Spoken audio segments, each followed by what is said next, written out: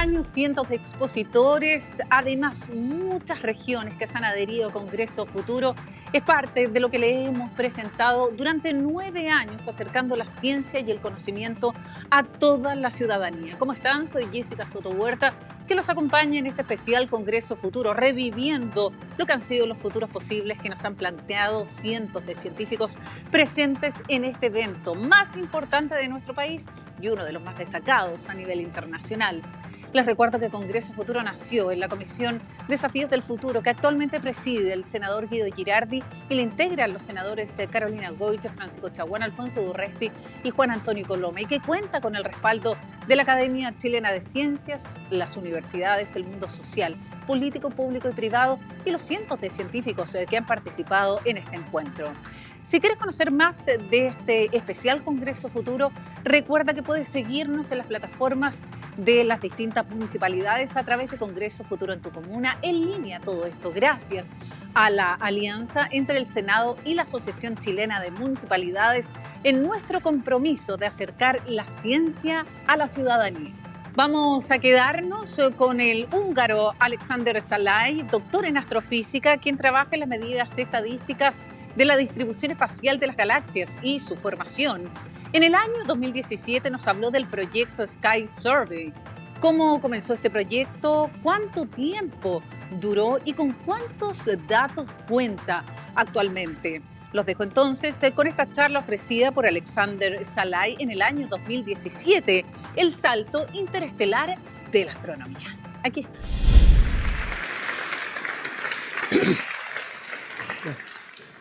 Bueno, muchas gracias. Me gustaría hablar hoy sobre cómo la astronomía está pasando por una transformación fundamental, porque estamos cambiando la manera como lidiamos con la exploración del cosmos.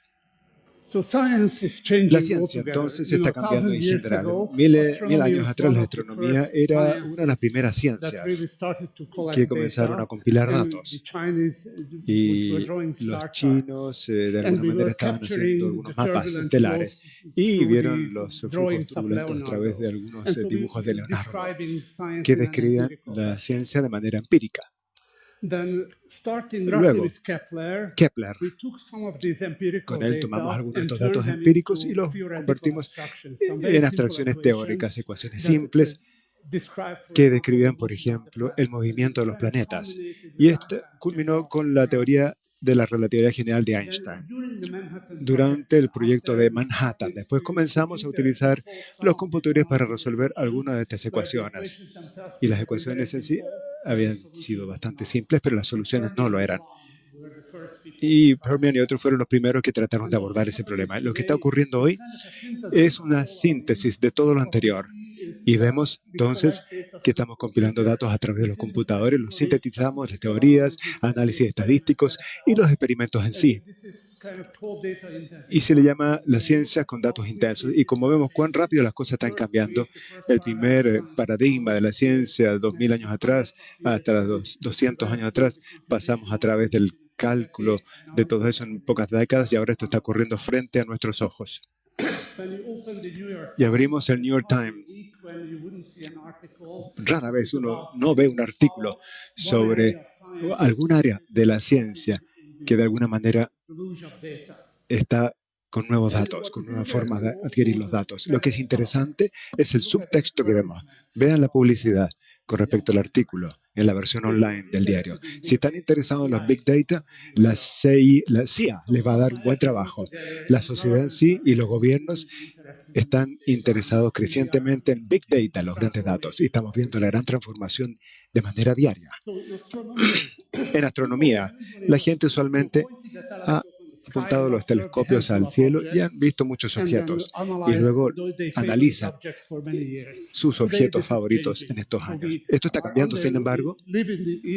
Estamos en un área de investigación y comenzó 20 años atrás, cuando comenzamos a hacer estudios a gran escala, tomando las imágenes del cielo con fotometría y ahora hemos tomado espectros de algunos de los objetos que nos dicen mucho sobre la física de dichos objetos. Y lo que es increíble sobre esos objetos y sobre estos estudios es cómo han cambiado la manera como han manejado los problemas astronómicos.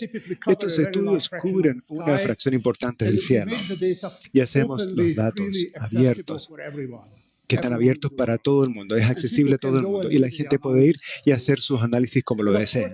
Y por supuesto, este proyecto tomó décadas para completar, en algunos casos 50, 60 años, y cientos de personas están trabajando en experimentos. Y una persona puede ir y analizar. Si tiene una idea inteligente, la pueden aplicar. Y por lo general también hemos cubierto el cielo en distintas maneras. Podemos comenzar a combinar todos estos datos y comprender las distintas longitudes de ondas del cielo. Estamos comenzando también a descubrir los dominios de tiempo, la dependencia del tiempo, que ya se va a mencionar después en otras charlas. Y esto ha cambiado totalmente la cultura de la astronomía.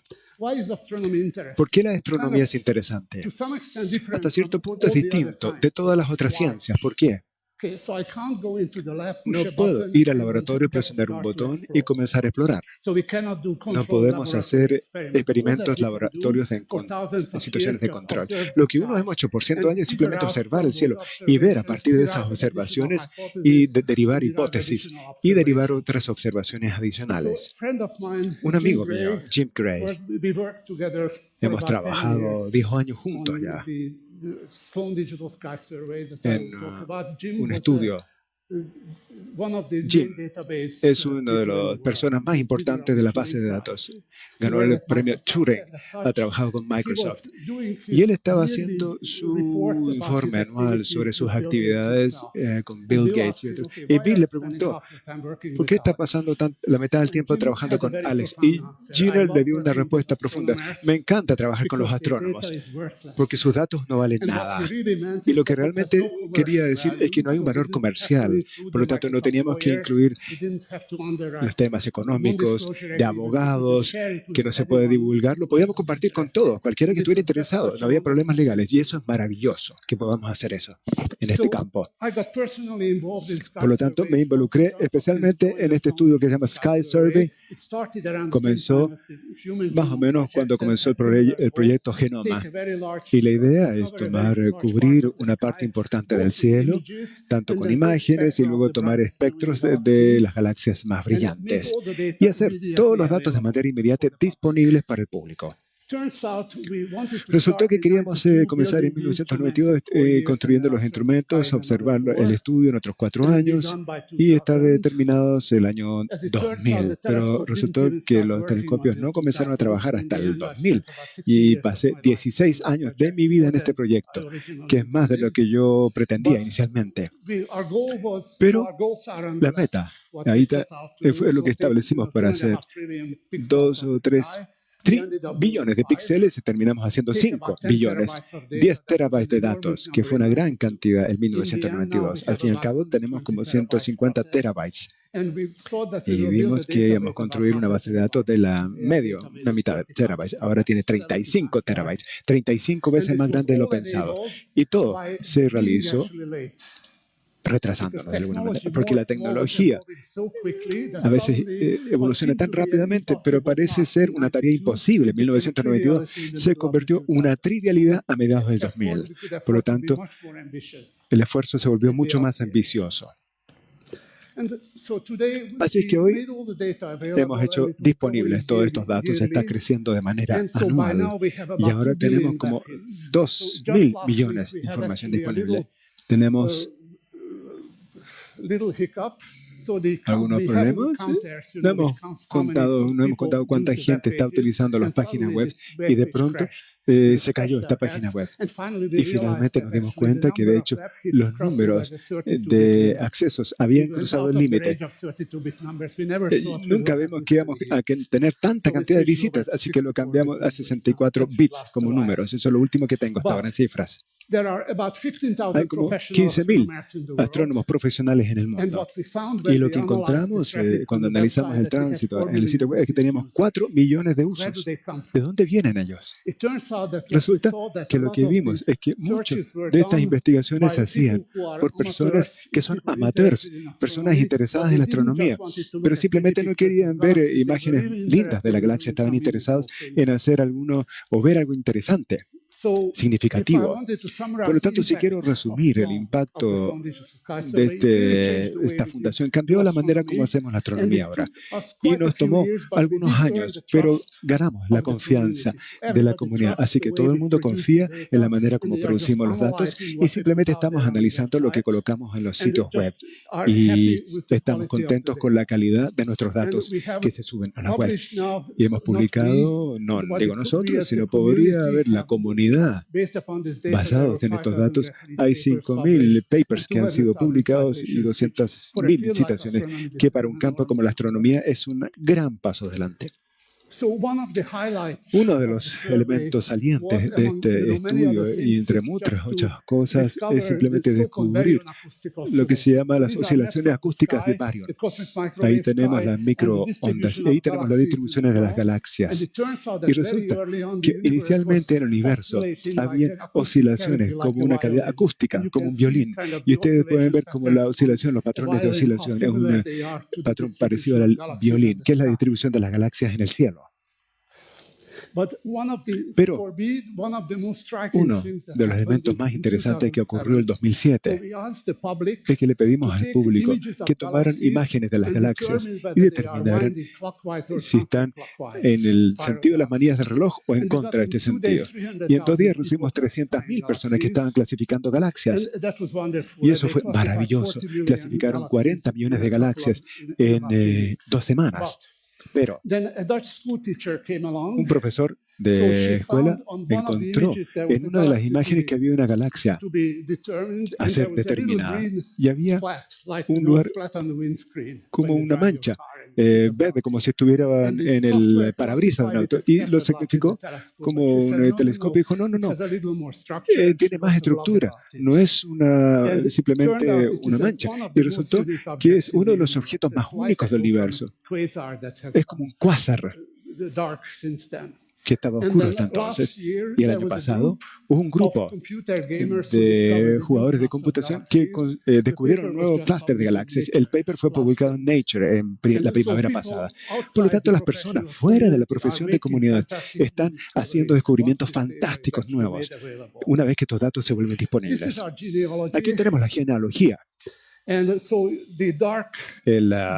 bloques más oscuros son los sistemas que nosotros construimos para la astronomía y ahora han sido utilizados para la oncología de radiología, genómica, para la turbulencia.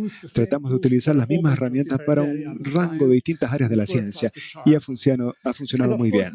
Y por supuesto, mucho de esto se ha derivado de su predecesor, del Tera Server, que Jim Grail de Microsoft habló. Estas son imágenes que muestran en una página web. Microsoft dijo, ¿quién quiere ver su propio patio trasero? Decía, ahora saben que sí, es muy interesante hacerlo. Así que Sloan fue el primero de muchos. Nuestro telescopio era relativamente pequeño, 2,4 metros y 0,1 gigapíxel, 120 millones de píxeles entonces. Luego Kim Peltars, que repitió un estudio de Sky Service de Hawái, 4 millones de píxeles. LSTD, que se va a construir en Chile, se está siendo construido, va a tener 3.000 millones de píxeles. Y lo que nos tomó 8 años de cubrir en el cielo, LST lo va a hacer en 3 noches, de hecho. Por lo tanto, la tecnología poco a poco está creciendo de manera increíble. Y vean esta gráfica. El triángulo rojo son los números de galaxias que podemos observar. Las amarillas son el número de transistores en el chip. Y la línea azul son las áreas de los telescopios en todo el mundo. Así que no proviene del silicio, proviene de la tecnología, de las computadoras. Ahora, ¿cuánto puede seguir continuando este crecimiento de los datos? Esencialmente la explicación que se duplica cada año. Cuando pensamos, toda velocidad compilamos más datos desde el inicio de la ciencia. Y esto está determinado por presupuestos fijos y la combinación de estos estudios. Lo que las cámaras digitales también evolucionan cada año. Pero el software se está convirtiendo también en un nuevo tipo de instrumento. Los computadores, las simulaciones generan tantos datos como los telescopios más grandes que tenemos. Pero ¿cómo podemos analizar tanta cantidad de datos? Parece una manilla de una puerta, ¿no? Es el primer microscopio construido por Leeuwenhoek y es lo que nosotros tenemos que construir. En un sentido, no tenemos que construir grandes telescopios de alguna manera, tenemos que construir un microscopio y telescopio para los datos. Cuando Leeuwenhoek desarrolló su microscopio, descubrió todo un mundo nuevo. Y aquí tenemos una gran cantidad de datos que todavía no tenemos las herramientas apropiadas para abrir este mundo que está frente a nosotros. Así es que lo que vemos es una sociología en cambio, y la ciencia y la astronomía. Vemos la convergencia de las ciencias físicas y de la vida. Las muchas herramientas que hemos utilizado para la astronomía ahora están en utilización para la investigación en cáncer. Vemos la convergencia de las ciencias físicas y las ciencias de la humanidad. Vemos la compilación de los datos está ocurriendo en una colaboración mayor y mayor, un observatorio virtual y el escalamiento del mundo físico. Así que la escala de las partículas físicas también son los experimentos que se están haciendo, y estos estudios que están observando el universo, el proyecto del genoma humano, están observando los genomas también. La iniciativa del océano está dedicando al océano, etcétera, a la Tierra. Y cuando vemos que todos estos datos van a estas bases de datos inteligentes y los análisis en los países, distintos países tienen a hacer descubrimientos nuevos a partir de sus profesores en las escuelas. Vemos la emergencia de los ciudadanos en distintos lugares, en Washington, etcétera. Pero esto requiere nuevas habilidades. En la educación superior entrenamos a las personas que tengan de una manera, con su propio conocimiento específico, y a medida que envejecemos, crecemos una barra horizontal, nos convertimos T en vez de I. Pero en este mundo nuevo necesitamos personas que sean como un pie, como una torta. No solamente tienen que ser igual que una I, como la astronomía, sino que además tienen que comprender la estadística, ciencias de la computación, toda esta agregación del campo de la computación que ahora se llama ciencias de los datos, de manera mucho más amplia de esta forma. Resumiendo, entonces la astronomía está impulsada, determinada por los grupos de datos, tanto grandes como pequeños. Analizar estos grandes grupos de datos requiere una nueva cantidad de habilidades. Tenemos que construir microscopios y telescopios de datos para tener la imagen grande, pero también al detalle. Vemos los cambios en la sociología y en la astronomía. Y tenemos que comenzar a pensar más sobre no solamente cómo almacenar los datos, sino cómo analizarlos y cómo entrenar a la próxima generación de estudiosos. Me gustaría introducir esta noción de PhD, que son las personas que inherentemente no son interdisciplinarios. Y lo que vemos acá es, vemos frente a vemos un nuevo paradigma de la ciencia. Y estoy contento de decir que la astronomía ha estado liderando este esfuerzo. Me gustaría terminar con esa cita de Henry Ford. Si le hubiera pedido a la gente o preguntado qué quiere a la gente, habrían tenido caballos más rápidos. Ahora ya tenemos construyendo caballos más rápidos. Estamos construyendo algo. Pero creo que realmente va a ser increíble ver qué pasa en los próximos 5 o 10 años, a dónde vamos a llegar. Muchas gracias.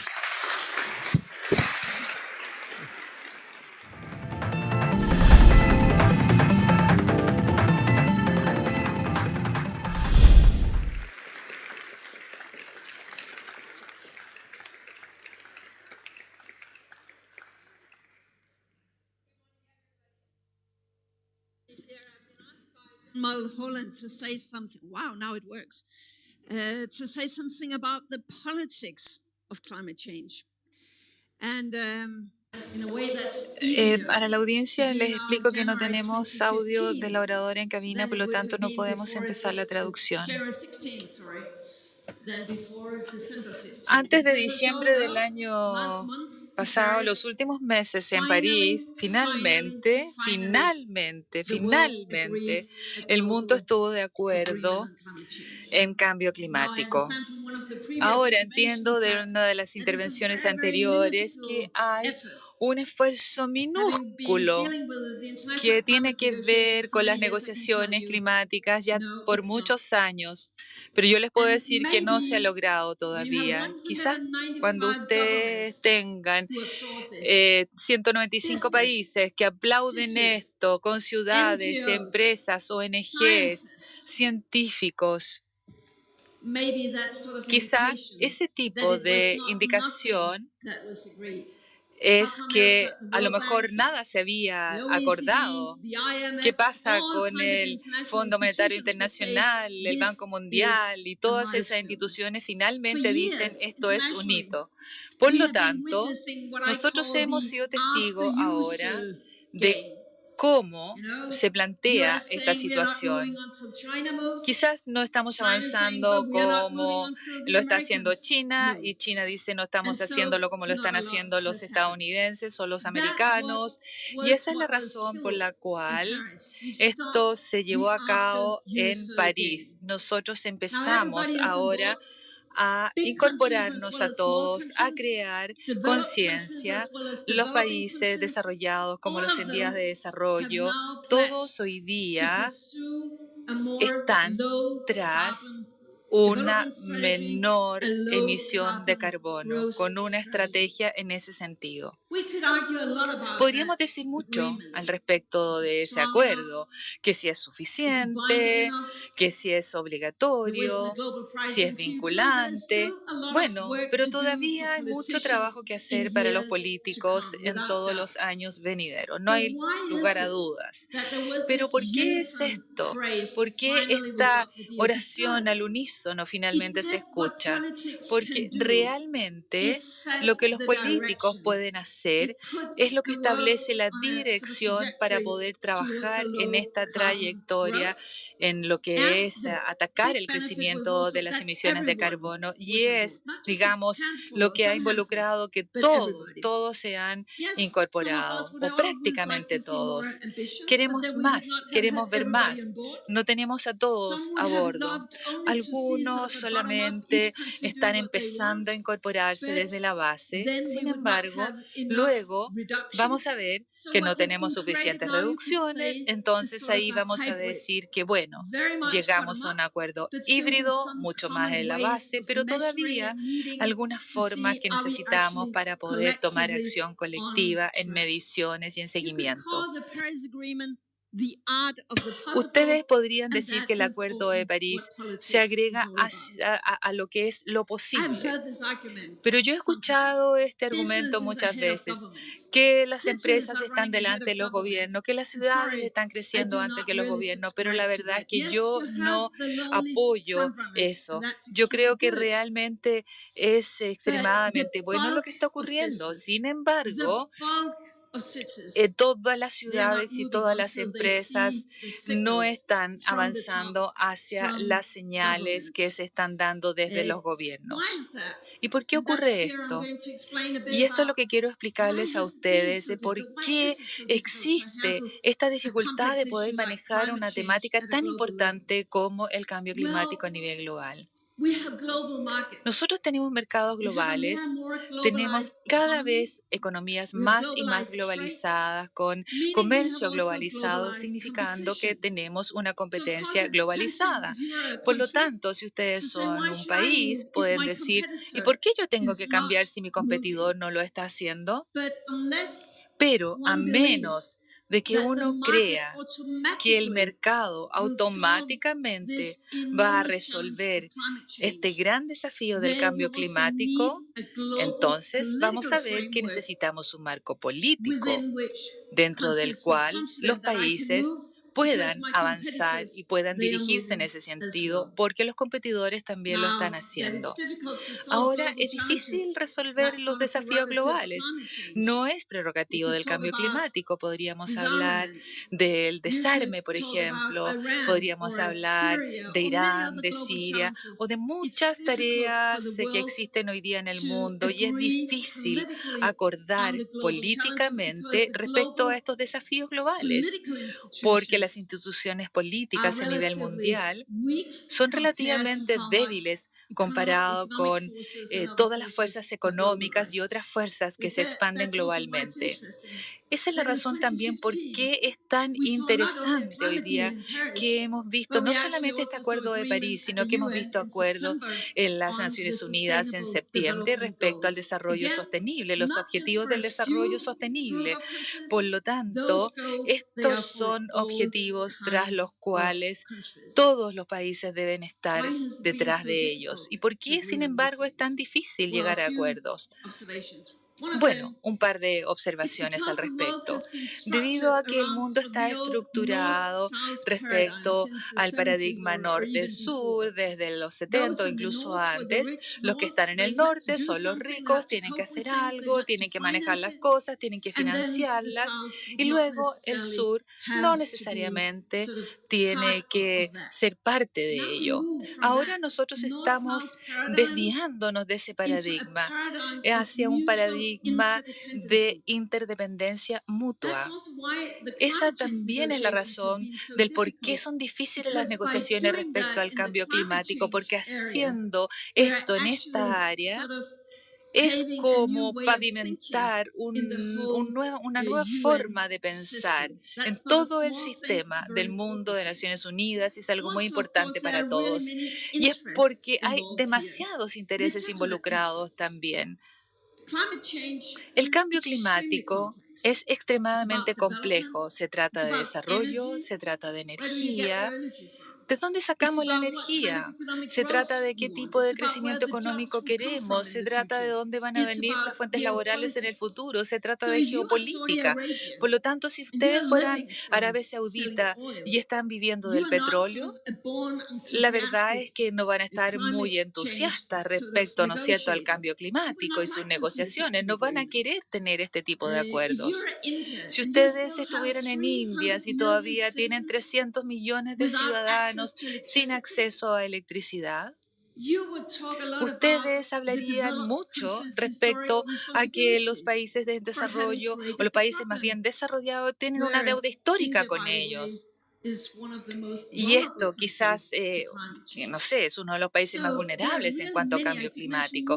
Por lo tanto, puedo mencionar muchos otros países con intereses específicos, pero esta es la razón por la cual esto significa mucho cuando los líderes chinos y los líderes americanos finalmente dicen, de acuerdo, nosotros sabemos que tenemos una responsabilidad especial y nos vamos a unir a Europa, a los latinoamericanos progresivos y a otros progresistas también detrás de esta tarea. Y por supuesto, el costo juega un rol muy importante en todo esto. Y nosotros tenemos que entender del cambio climático que es hacer las cosas a un precio más alto. Porque si nosotros no tenemos este enfoque, nosotros hacemos todos los cálculos y pareciera ser que es extremadamente costoso hacer algo respecto al cambio climático.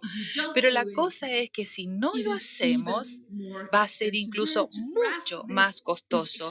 Hay que captar esta idea profundamente de la importancia de este aspecto, y por supuesto esto significa muchísimo cuando uno tiene alternativas a las economías basadas en combustibles fósiles tradicionales. Y eso es cierto. Nosotros empezamos con la energía solar, con la energía renovable, con la energía eólica, y luego entonces que todavía tenemos las fuentes más económicas como el carbón, ¿no es cierto?, que es lo más barato que existe. Pero lo interesante es que, y que ha ocurrido en los últimos años, es que debido a que algunos países en forma deliberada han comenzado a poner énfasis en el desarrollo de las energías renovables, la curva de precios ha bajado enormemente. Hoy día la energía solar es más o menos competitiva, con la energía eólica también es más o menos competitiva, y en los próximos 3, 4 años va a ser más competitiva. Tal vez es algo pequeño, pero es una señal fantástica. Yo no sé cuántos de ustedes saben, aunque hemos escuchado que, no sé, antes de 2014 era muy difícil, pero hoy día ya vemos que el año 2014 es el año donde tenemos la mayor capacidad de energía instalada con energía renovable, mucho más que la que es instalada con combustibles fósiles. Y este cambio sustancial es extremadamente importante.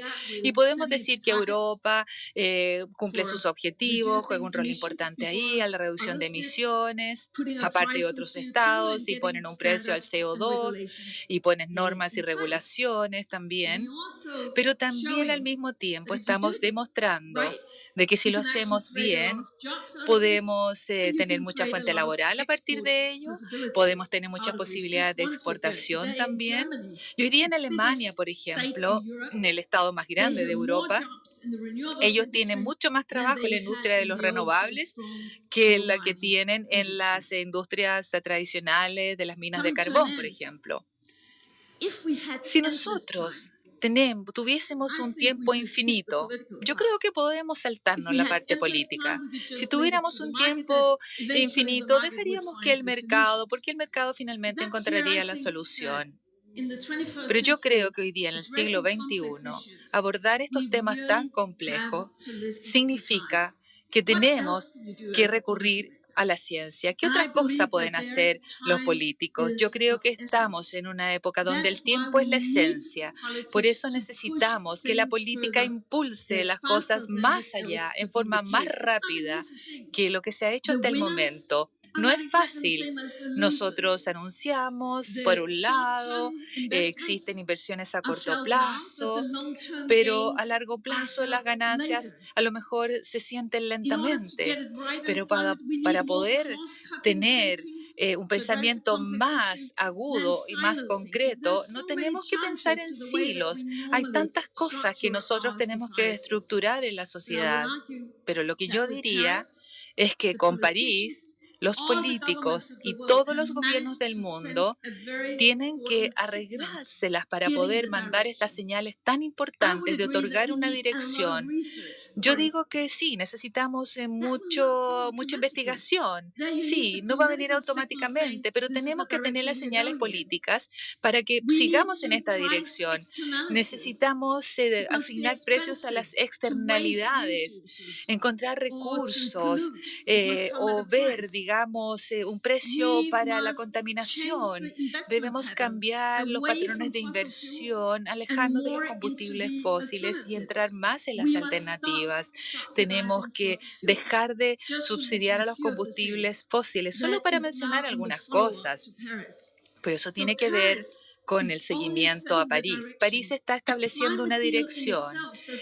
El clima en sí no va a reducir nada por sí mismo, pero establece la dirección y establece las inversiones en la dirección correcta, más de lo que hemos estado haciendo ya durante tanto tiempo, invirtiendo la sociedad del pasado en lugar de la sociedad del siglo XXI. Y en el siglo XXI, cualquier responsabilidad política va, ya sea de un ciudadano también o de un empresario, va a tener que ver con inversión muy grande en desarrollo de emisiones de carbono si ignoramos la ciencia. Y yo creo que no podemos abordar eso de esta forma. Gracias.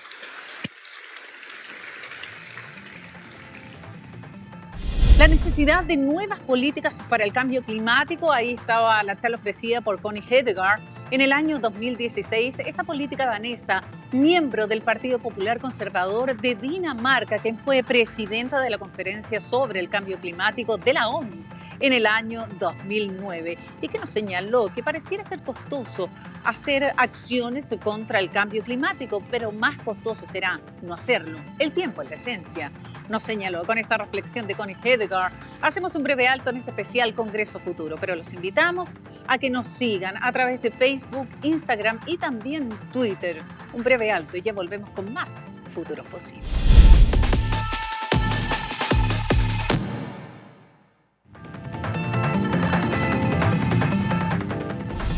9 años, cientos de expositores, miles de seguidores de manera presencial y también vía streaming y muchos temas que abordan los futuros posibles. Eso es Congreso Futuro, por eso te invitamos a que nos sigas en www.congresofuturo.cl y por supuesto este programa lo puedes seguir en las plataformas de las distintas municipalidades de nuestro país, acercando la ciencia, la tecnología, las humanidades, la innovación a la ciudadanía y a todos los rincones de Chile. Nos vamos a quedar con el Premio Nobel de Física del año 2014. Él nos visitó en el año 2017. Me refiero a Hiroshi a mano, quien participó en nuestro Congreso del Futuro. Él recibió este premio por su invención de las luces LED, que en inglés tienen la denominación de diodos emisiones de luz, que han permitido obtener fuentes de luz blanca más brillantes que ahorran energía. En la oportunidad nos ofreció la charla Alumbrando la Tierra con LEDs. Veamos a Hiroshi Amano.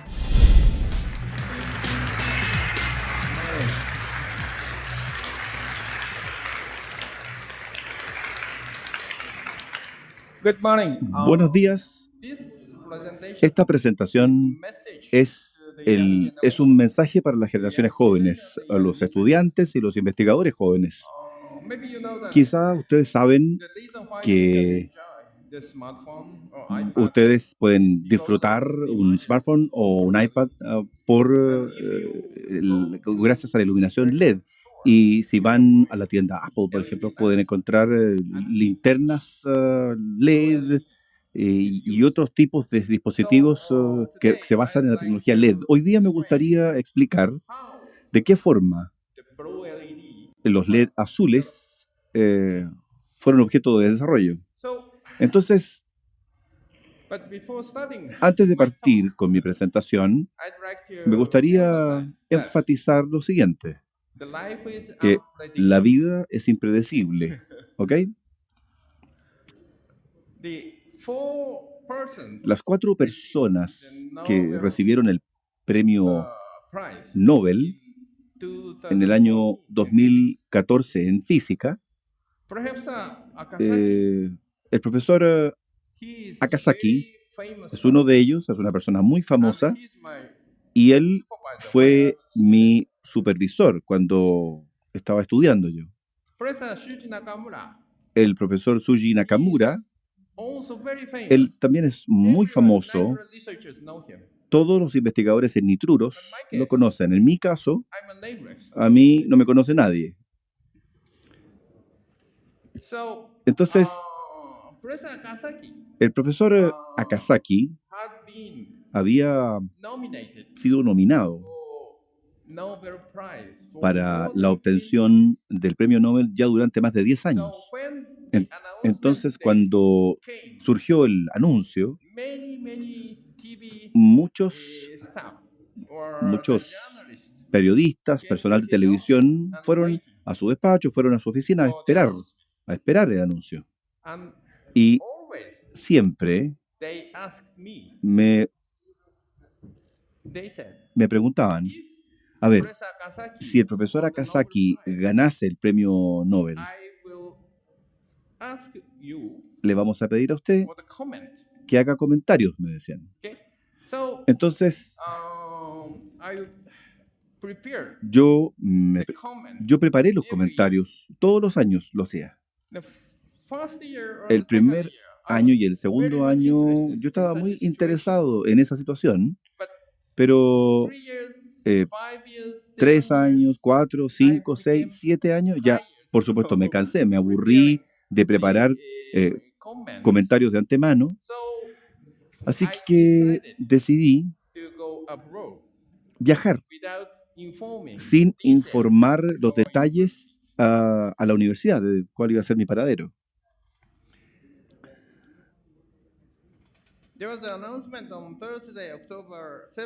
El día 7 de octubre del 2014 se hizo el anuncio. Yo había viajado de Nagoya a Frankfurt, iba en vuelo. Frankfurt era mi destino. Cuando abrí el PC, cuando prendí el computador, me di cuenta que había recibido muchísimos correos electrónicos que decían felicitaciones. En japonés lo decía incluso. Pero nadie escribía ahí en el mail por qué estaban tan contentos o por qué me felicitaban. Entonces, yo no lograba darme cuenta qué es lo que había sucedido. Puesto que yo jamás había recibido tantos correos, yo pensé que era spam. Entonces, yo llegué al aeropuerto de destino en Lyon y me di cuenta que muchos periodistas de cadenas japonesas estaban esperando a alguien. Entonces traté de pasar por entre medio de los periodistas. Pero uno de los periodistas se me acercó y me dijo, ¿usted es el señor Amano? ¿Sabe lo que pasó? Usted se ganó el premio Nobel. Y yo le dije, bueno, pero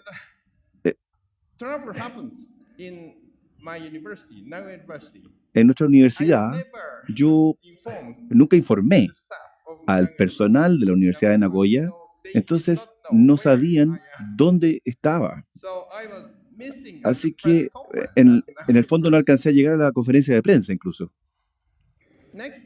Al día siguiente, el día 8 de octubre, yo visité Minatec en Francia y me pidieron comentar sobre mis impresiones de haber recibido el premio Nobel, pero no me acuerdo de lo que dije porque estaba tan asombrado que todavía no me daba cuenta, no entendía lo que había sucedido.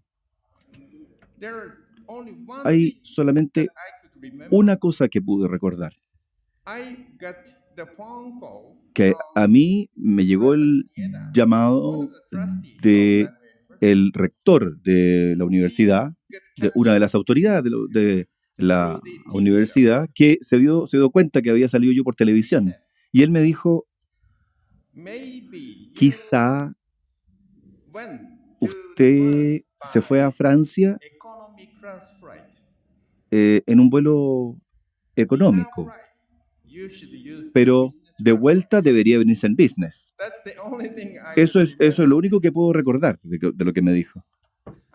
Y volví a Nagoya el día 10 de octubre y durante el viaje la gente de la Universidad de Nagoya fueron muy cálidos conmigo cuando llegué. Me dieron una gran bienvenida, yo lo disfruté muchísimo. Y al día siguiente, el 11 de octubre, el día sábado, había una ceremonia de matrimonio de un ex alumno. Entonces, yo fui a Sendai al matrimonio y traté de celebrar el matrimonio con ellos. Pero él también me estaba celebrando a mí, saludándome a mí. Así que fue como una celebración cruzada esto. El día siguiente, el día domingo, 12 de octubre, volví a mi oficina, a mi trabajo en la Universidad de Nagoya, y también me di cuenta que había recibido una gran cantidad de correos electrónicos. Y en muchos y entre esos estaba el mail de la Fundación Nobel. Para decirles la verdad, hasta entonces yo no había entrado en contacto con la gente de la Fundación Nobel y lo leí con detención y decía, aun cuando la Fundación Nobel había tratado de contactarlo muchas veces mediante teléfono y por correo electrónico, usted jamás nos respondió, dijeron. Si usted no nos responde, definitivamente existe la posibilidad de que el premio se cancele. Entonces quedé sorprendido y comencé a llamar a la Fundación Nobel, pero ellos tampoco me respondían ahora. Pero yo podía entender por qué. Claro, hoy día es domingo, dije, pues, por supuesto. No hay nadie ahí en la oficina de la Fundación Nobel. Esperé hasta el día lunes, entonces, en la mañana, a las 9 de la mañana, llamé nuevamente y todavía no había respuesta. Entonces, mi temor era cada vez mayor. Pero bueno, pronto me di cuenta la razón. Había una diferencia horaria entre Suecia y Japón, por supuesto, ¿no? Entonces, esperé hasta que fuese las 5 de la tarde, volví a llamar y ahí finalmente logré una respuesta de alguien de la fundación. Y esa es la historia que quería contarles. Bueno, vamos a pasar ahora a las historias sobre los LED azules en base a nitruro de galio. La historia de la iluminación LED partió con los LED que en realidad se remonta a los años 60. El material corresponde a un compuesto de galio y arsenuro. En los años 70, al inicio de la década 70, se comenzaron a comercializar los LED mediante la combinación de galio y fósforo, que es fosfuro de galio. Luego existían, como digo, este tipo de iluminación, que era iluminación verde en ese caso, pero la gente comenzó a desarrollar la ciencia y la gente podía imaginarse qué es lo que venía después de eso. Imagínense la tabla periódica de elementos, el grupo 3, el grupo 5, el arsénico, el fósforo y luego los nitruros. Entonces, quizá casi todas las personas se imaginaban que lo que venía a continuación tenía que ser el nitruro de galio para LED azul. Entonces, en los años 70 ya, muchos científicos del mundo comenzaron a tratar de comercializarlo, pero abandonaron los LED de nitruro de galio. No se logró hacer el desarrollo y no había ninguno de estos que contuviese los materiales necesarios, indio y otros materiales, excepto una persona que se dedicó a seguir adelante. Su nombre es el profesor Akazaki, como dije, mi supervisor. Él trató de continuar con el desarrollo de este material en una compañía privada, pero desafortunadamente el gerente de esa compañía decidió poner término al proyecto, así que él tuvo que trasladarse de esa empresa a la universidad en el año 81 y yo me sumé a su grupo como alumno de pregrado. Finalmente comenzamos a hacer la investigación respecto del LED azul en base a nitruro de galio. Entonces me motivé mucho con el tema y en ese momento los sistemas de computación personal se habían desarrollado con tal rapidez. En el año 75, por ejemplo, Microsoft comenzó con Bill Gates y Paul Allen, y un año después Steve Jobs, Steve Wozniak habían echado a andar Apple. Entonces muchas personas estaban desarrollando sistemas de computación personal y yo quería contribuir a un desarrollo mayor de los sistemas de computadores personales. Y esta fue una de las formas de hacerlo. En ese momento, en todas las pantallas, se utilizaba un sistema de iluminación muy débil. Si lográbamos obtener LED azul, entonces se podía cambiar eso. Y por esa razón yo me iba a poder concentrar en el desarrollo del LED azul. En los años 70, casi todas las personas utilizaban los sistemas MOVPE, que eran demasiado complicados y estudiantes como yo en realidad no podían operar en esto. Entonces el profesor Akazaki decidió cambiar este método de desarrollo de cristales a una metodología mucho más fácil de controlar, que es un sistema de generación de vapor metálico orgánico. Este es un trabajo muy importante, pero hay un problema. El reactor, el sistema, era demasiado costoso. Más de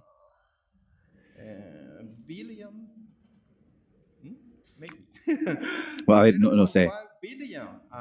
500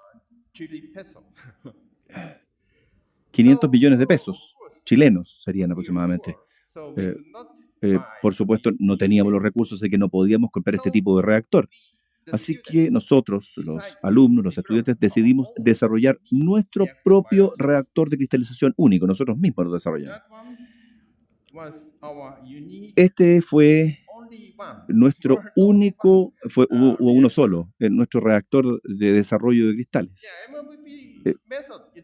Bueno, el método era una tecnología importante, por supuesto, y ya existía en los Estados Unidos, pero nosotros desarrollamos nuestro propio reactor.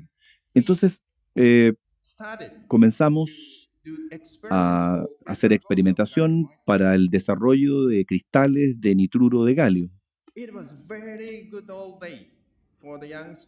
En realidad, era una muy buena época para los estudiantes. En realidad, en el laboratorio nadie conocía este nuevo método, el método MOVPE. Así que incluso un alumno como yo podía conversar abiertamente con cualquier profesor asociado, sin ningún tipo de relación jerárquica, porque todos sabíamos lo mismo. Entonces, los alumnos de forma independiente podían llevar adelante los experimentos y luego, de esa forma, los alumnos y los estudiantes podían sentir cierto grado de responsabilidad por los resultados de su investigación. Esa fue mi experiencia más importante a nivel de investigación, como investigador.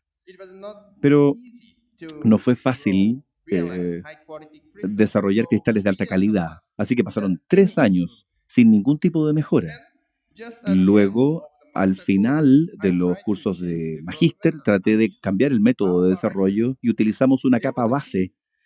Aquí, en la conversación que se sostenía en el laboratorio, surgió una idea, porque comenzamos a conversar todas las noches, en 3 o hasta 5 horas en las noches, nos quedábamos conversando. El profesor Sawaki, que es joven en esa época, él decía que los otros sistemas de materiales, el de silicio y el de boro, los átomos de fósforo que actúan como capa base, luego, con esto, utilizamos el nitruro de aluminio como capa base para el desarrollo de nitruro de galio como sustrato, digamos, para el dispositivo. Y repentinamente, desde la primera vez, yo tuve éxito en el desarrollo de los cristales de nitruro de galio de altísima calidad. Por eso que estamos hablando de una capa base, una tecnología que permite desarrollar una capa base de depositación a baja temperatura de estos cristales. Desarrollamos, por supuesto, la documentación de la patente para esta invención y también publicamos en las revistas del rubro. Yo pensé que este trabajo, el paper, debía lograr un gran nivel de interés a nivel de los investigadores famosos en el mundo, pero desafortunadamente a nadie le interesó el trabajo. Bueno, la razón para eso es que todos los investigadores a nivel mundial ya habían cambiado los materiales del nitruro de galio a utilizar selenuro de... Me gustaría preguntarle a los estudiantes o a los investigadores ¿cuál elegirían como proyecto?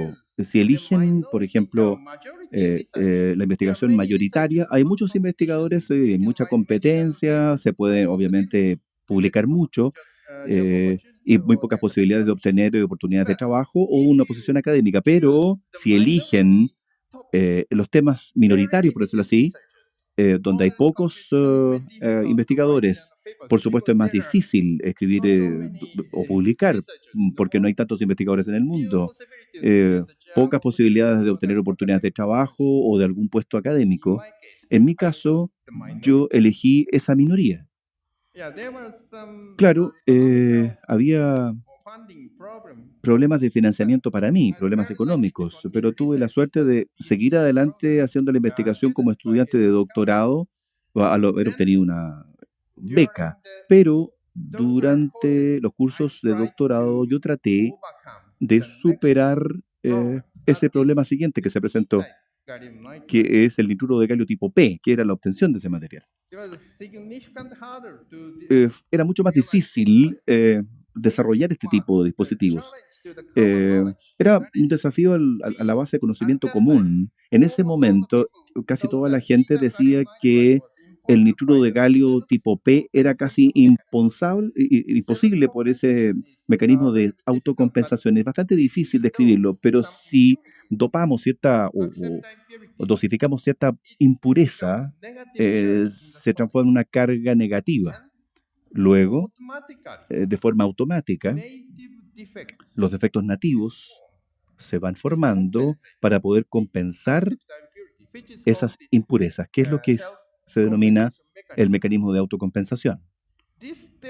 Esta teoría es cierta, pero en ese momento yo no podía aceptar esa idea. Entonces, mi impresión de esta autocompensación es solamente una excusa para no utilizar el material. Entonces, yo traté de superar esta base de conocimiento común durante los cursos de doctorado, que tomaron 3 años, pero sin ningún tipo de éxito.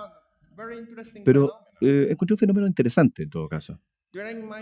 Durante mi práctica en el NTT, yo me di cuenta que mediante la irradiación de haz de electrones de baja energía se podía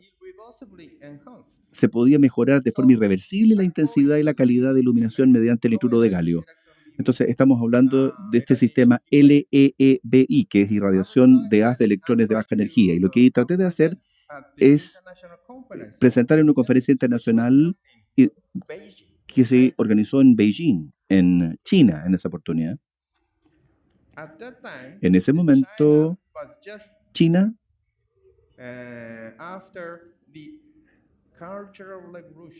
recién había pasado por la revolución cultural. Entonces se había hecho un banquete en el Salón del Congreso Popular. Es un tremendo edificio. Y en cada uno de los escritorios había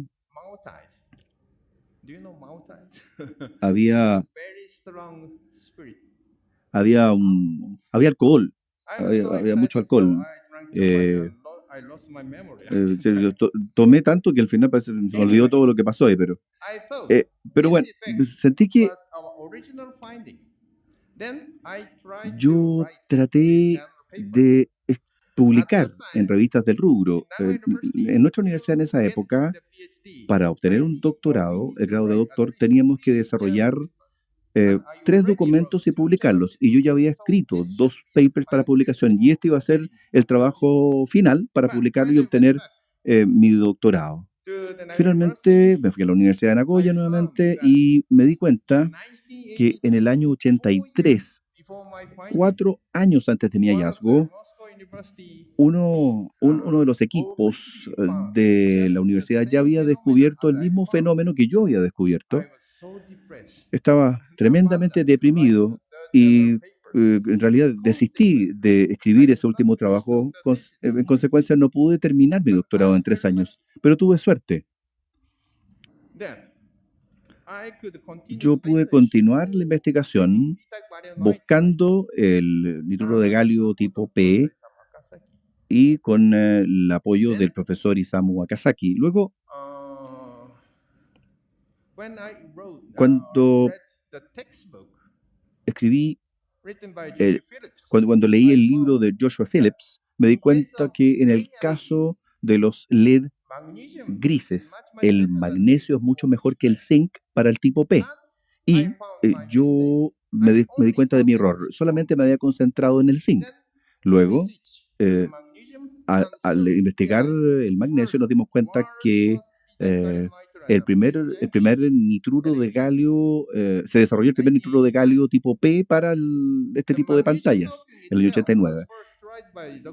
El doctor Maruska, en el año 73, fue el primero que logró hacer una prueba, haciendo una combinación de irradiación y también la realización del tipo P y la fabricación de la unión del tipo P y el tipo N, que también tenía conexión con nuestro trabajo original. Así que quería enfatizar nuevamente de qué forma el LED azul tuvo efectos sobre la vida humana, especialmente para las generaciones jóvenes. La razón por la cual ustedes pueden disfrutar, por ejemplo, Pokémon Go es por la aparición del LED azul. Pero en el año 96, Uno de los ingenieros de la operación NIJEC descubrió este fenómeno. Por favor, fíjense en esta pantalla. Este es un LED azul normal, pero al combinar esta película, podemos fácilmente darnos cuenta que si lo pongo adelante, la luz es blanca. Muchas personas piensan que una lámpara LED está compuesta por el rojo, azul y verde como luces primarias, pero no es así.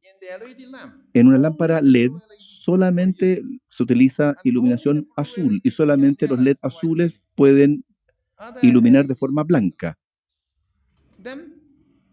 Luego, la eficiencia de una lámpara LED mejora rápidamente de ahí en adelante y hoy en día es 8 veces más intensa que las lámparas incandescentes y 2 veces más que las fluorescentes. Así que al cambiar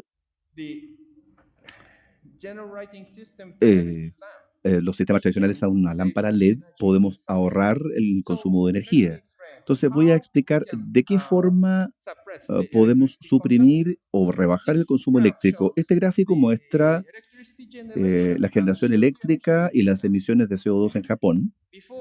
Antes del año 2011, este país, por supuesto, también es famoso por los terremotos, pero mi país también es famosísimo por los terremotos, ¿verdad? Tuvimos uno enorme en marzo del 2011. Antes de marzo del año 2011, más o menos un 30% de la electricidad se producía por vía nuclear, con plantas nucleares, pero tuvimos que detener esas operaciones. Entonces, la proporción de plantas térmicas aumentó drásticamente, casi llegando al 90%. Por ende, las emisiones de CO2 aumentaron de forma dramática. El gobierno, o el objetivo del gobierno en cuanto a reducción, es un 26% comparado con el año 2013, por ejemplo, respecto del 2030, y un 80% para el año 2050. La reducción de emisiones de gases de efecto invernadero también es muy importante a nivel mundial, por supuesto. Se basa en el COP21. En este país se firmó en el septiembre del 2016 y la aceptación en Japón se obtuvo en noviembre del mismo año. Así que, ¿de qué forma el LED azul ha contribuido a reducir las emisiones de dióxido de carbono o la reducción de consumo de energía? Esta tabla muestra un reporte del Departamento de Energía de los Estados Unidos. Ellos predijeron que en los Estados Unidos para el año 2030, más o menos 3/4 de los sistemas de generación van a ser reemplazados por sistemas iluminados con LED, lo que va a bajar enormemente el consumo eléctrico. En el caso de Japón, la penetración debería ser mucho más importante. Para el año 2020 se va a producir una reducción de un 7% que corresponde más o menos a 1 billón de yenes o 5.7 billones de pesos chilenos. Además, las luces LED o de iluminación LED no solamente cambia nuestra vida, sino que también mantiene los estilos de vida tradicionales. Por ejemplo, en Mongolia, el estilo de vida tradicional es ser nómade. Ellos no tienen residencias fijas. Ellos utilizan carpas y se trasladan dependiendo de la temporada. Desafortunadamente, la gente joven, los mongoleses jóvenes, no quieren seguir adelante con ese estilo de vida mongoliano o ese estilo de vida nómade. Y tienden hoy en día a preferir residencias fijas. Pero ¿cuál es el problema? Claro, el surgimiento de la iluminación LED ha cambiado la mentalidad de de la gente joven en Mongolia. El ex ministro de Educación de Mongolia vino a nuestra universidad en el año 2015 y yo escuché su presentación. Y entonces yo fui a Mongolia a visitar una de las familias en Mongolia. Luego yo me di cuenta que realmente utilizan nuestras lámparas LED y estaba feliz de ver esa aplicación. Bueno, finalmente me gustaría mandar un mensaje a los estudiantes e investigadores jóvenes. Por supuesto, la vida no es tan fácil, yo eso lo entiendo, pero realmente creo que el desafío constante y los esfuerzos persistentes van a llevar a un futuro mucho más brillante para la gente de Chile y de todo el mundo. Así que yo he aprendido, gracias a mi propia experiencia, que el aprendizaje o que aprender es solamente el primer paso. Uno debe dar un paso más para pensar por uno mismo y hacer las cosas por uno mismo. Muchas gracias por su atención.